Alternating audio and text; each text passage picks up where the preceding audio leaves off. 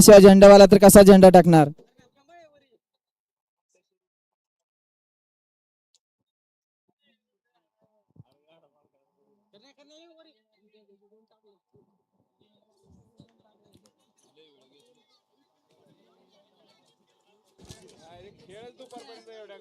एक नंबर तासातले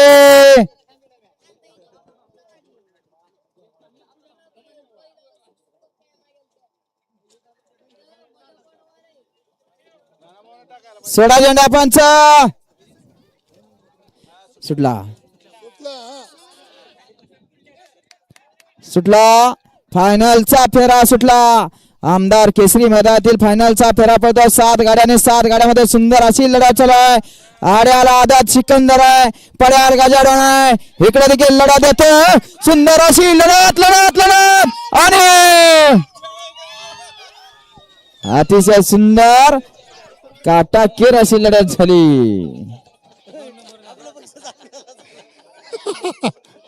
चला, अतिशय सुंदर स्पर्धा या ठिकाणी पार पडलेली. पंचांना विनंती आहे निकाल जाहीर करायचा. सर्वांनी आपापले मानाचे बक्षीस देणारे सर्व मान्यवर ज्यांच्या शुभास्ते बक्षीस सांगितले ते सर्वजण पंचांनी या ठिकाणी निकाल जाहीर करायचा आणि सर्वांनी स्टेजकडे यायचंय. शांत बसा, गोंधळ करू नका. पंचाचा निर्णय अंतिम राहील. सर्वांनी लक्ष ठेवा, गोंधळ करू नका.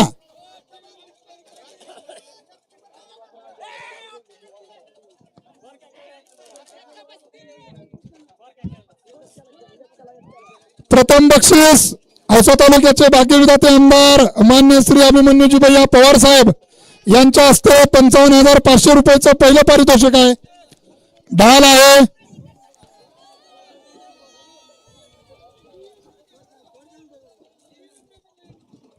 निकाल जाहीर केला जाईल. थोडं शांत राहा.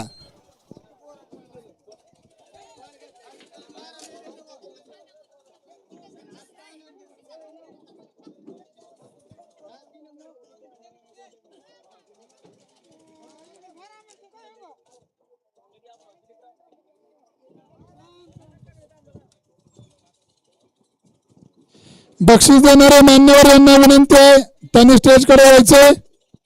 हिपरगाव सरपंच, माळकुंजी सरपंच आणि हसलगंज सरपंच, पंचायत समिती उपसभापती यांच्या मार्फत दिलं जाणारं बक्षीस संदीपान भाई शेळके यांना तो मान दिलेला आहे. 4थं बक्षीस दत्तात्रय नंदवरे. 5वं बक्षीस डॉक्टर अमोल जगताप, बालरोग तज्ञ कवळी. 6वं बक्षीस हनुमंत काळे, मुंबई पोलीस. हे बक्षीस राजेंद्र ठणके साहेब यांच्या हस्ते द्यायचं आहे. आणि 7वं बक्षीस उद्धव काळे, सरपंच समदर्गा, तलाठी जाधव साहेब यांच्या हस्ते ते देण्यात येणार आहे.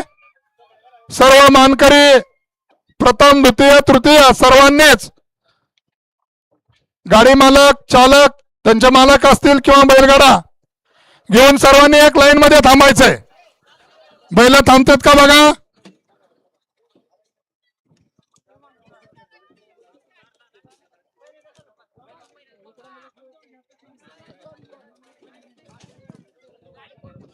हसलगंज सरपंच यांनी स्टेजकडे यायचंय. हसलगंज सरपंच गुरुजी कोराळे यांना विनंती आहे त्यांनी स्टेजकडे यायचंय.